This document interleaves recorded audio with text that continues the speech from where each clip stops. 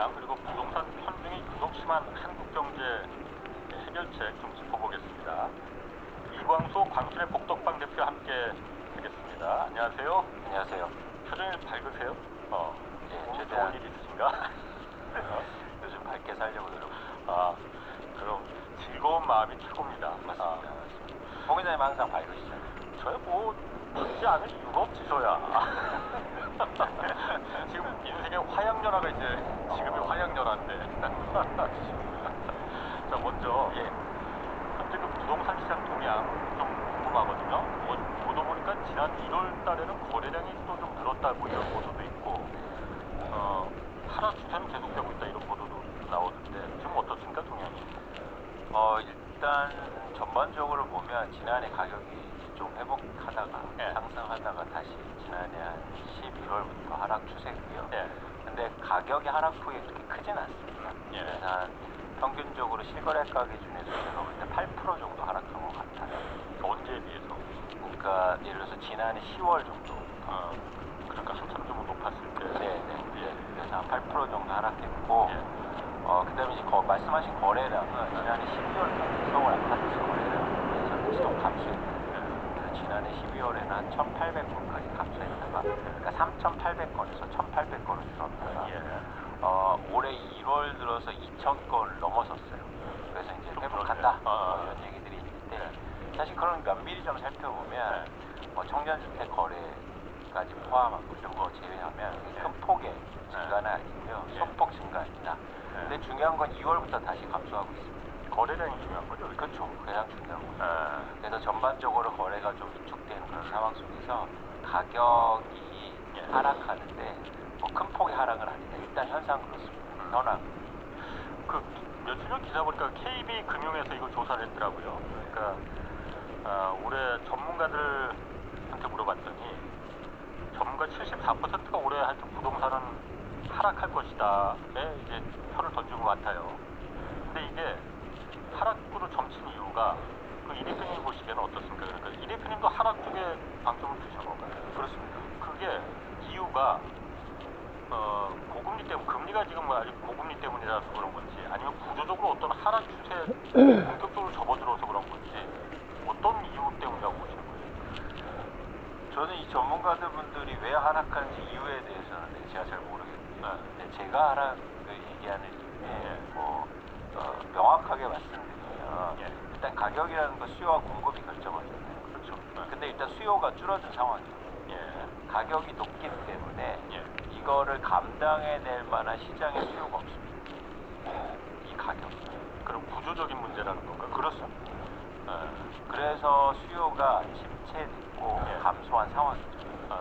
이게 뭔가 큰 변화가 없는 한 이 수요가 증가하기 힘들어요. 그 변화라는 게 당장 그 변화라는 게 하나 있을 수 있는 거는 금리가 어쨌든 올해 내려갈 것이라는 전망도 있고 올해 또 안 내려갈 것이라는 전망도 나오죠. 그러니까 미국 기준금리가 미국이 내려가야지 우리도 좀 내릴 가는 여지가 있는 거잖아요. 금리가 만약 미국이 내려서 한국도 내린다면은 그게 어떤 다시 상승으로 이끌 수 있는 그 트리거가 요인이 될 수 있는 겁니까? 예를 들어서 금리가 떨어진다고 해서 수요가 증가할 가능성은 적어 보입니다. 왜요? 두 가지 이유인데요. 첫 번째는 금리가 떨어진다고 해서 내가 그 가격을 감당해낼 수 있는 수요가 증가하기는 어려워요. 가격이 비싼 상황이에요. 그리고 두 번째는 뭐냐면 금리가 큰 폭으로 하락하면 무리해서 집을 사는 사람들이 다시 나올 수 있죠. 그렇죠. 근데 금리 하락폭이 제한적인 가능성이 굉장히 크잖아요. 하락폭이 예를 들어서 여기서 우리나라 기준금리가 3.5%인데 막 다시 1%로 가고 다시 제로금리로 가기는 어렵지 않습니까?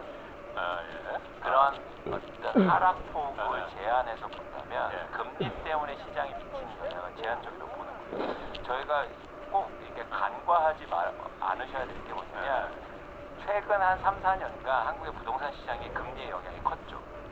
그렇죠. 그래서 많은 분들이 금리에 대해서 민감하게 생각하는데요. 금리에서 꼭 고민해야 될 건 그동안 금리의 변화가 중요한 게 아니고 금리의 변동폭이 컸던 거예요. 폭이 크게 빠지니까 수요가 크게 증가했던 거고 크게 오르니까 수요가 감소했던 거고. 짜잘하게 밀거나 주는 거는 의미가 없다. 그렇습니다. 그 폭이 얼마나 되느냐 이게 중요한 그렇죠. 거다. 그게 왜 그러냐면 금리 때문에 주택 시장이 변하는 게 아닙니다. 금리가 변해서 그게 수요나 공급에 영향을 미쳐요. 그건 아닌가? 아니죠. 굉장히 다릅니다. 이 얘기는 틀렸다는 거예요. 금리가 인하되면 부동산 가격이 오릅니다. 이건 아닙니다. 금리가 인하돼서 주택 수요가 증가해야 집값이 오른다고 얘기해야죠. 근데 우리는 그냥 금리 인하되면 집값 오른대요. 아니요. 금리가 인하되면요. 주택 수요가 증가하지 않을 수 있어요. 그렇잖아요. 그게 금리의 인하 폭이라고. 아니면 시장의 상황에 따라서 엄연히 달라질 수 있다는 거죠. 예를 들어서 지금 미국의 주식시장이 역대 최고가를 달리고 있는데 아니 금리는 안 떨어졌는데 왜 오릅니까? 금리가 안 떨어져도 수요가 증가하니까 주가가 오르는 거죠. 그러면은 제가 그거는 이해를 하겠어요. 그러니까 금리가 지금 이렇게 집값이 떨어진 거는 금리가 워낙 급하게 팍 올랐기 때문에 그래서 이제 집값이 이렇게 떨어지는 건데 금리가 내려봐도 찔끔찔끔 내릴 것으로 예상되기 때문에 다시 집값이 그렇게 한다 돌아선다 하더라도 집값이 올라가기 좀 힘들다. 그렇습니다. 그러면은 금리가 왕창 떨어지면은 그럼 어떻게 됩니까? 그럴 가능성은 뭐 그렇게 많지 않겠지만은 그럼 다시 부동산 가격이나 주가 다시 오르겠죠. 그럼 오를 수 있다. 만약 그렇게 되면은 그래서 다시 막 그렇지. 엄청나게 힘들어서 뭐 다시 금리가 뭐 1% 가고 2% 가고 마이너스 금리가 그러면 다시 부동산이 오를 가능성이 있는데 또 하나 그렇지 않을 가능성도 존재하지 않습니다. 이렇게 얘기하면 뭐냐라고 말씀하시겠지만 예를 들어서 일본 같은 경우에 기준금리가 거의 제로금리를 20년 동안 유지했잖아요. 그런데도 부동산 가격이 안 좋았대요. 그건 뭐냐면 금리가 인하돼도 수요를 구축하지 못했던 거예요. 그러니까 이 연결관계에 대해서 여러분들이 고민하시는 거예요. 그 연결관계가 그래서 한국은 아직 살아있습니다. 만약 금리가 큰 폭으로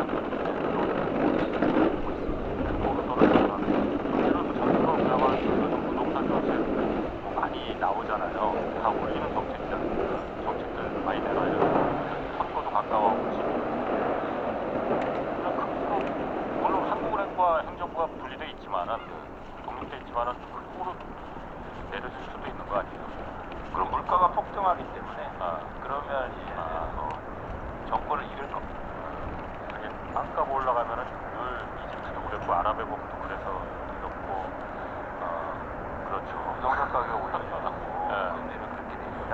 그럼 물가가 폭등할 텐데 그러면 그게 민심이 어떻게 되겠습니까? 그 정부하고 한국은행은 물론 그 PF 지금 요즘 계속 지금 또 이번 지난주 또 쏙 들어가긴 했어. 조용하긴 해.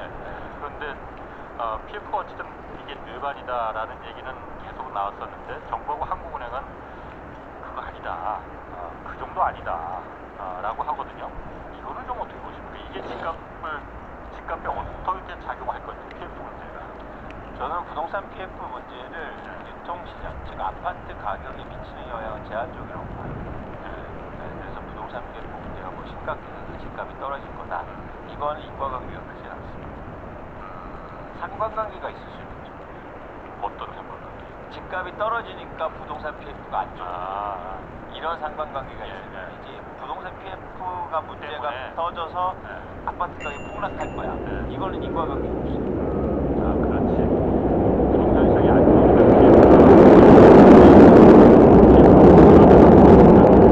이거는 아니다 이거죠. 그렇죠. 저희가 이제는 경제를 판단할 때 인과와 상관관계를 명확하게 구분할 필요가 있는데 그런 차원에서 부동산 PF를 좀 구별해서 여러분들이 보실 필요가 있습니다. 지금 요즘 보면은 재건축 현장마다 재건축이나 재개발도 마찬가지고 공사비 오르는 것 때문에 다들 막 재협상하고 하잖아요. 그래서 공사비 시공비 이제 다시 재협상해서 올리고 못 올리는 데는 지금 뭐 몇 군데 공사장 스톱된 데도 있고 뭐 시공 멈춘 데도 있고 공사비가 어쨌든 올라가면은 그 분양가를 올리고 싶은 욕심이 생길 거 아니에요. 그렇죠. 그럼 분양은 더 안 될 거 아니야. 집값이 올라가니까. 지금 3년 추가. 3년 초과? 네. 4년 초과도 아니고. 그러면은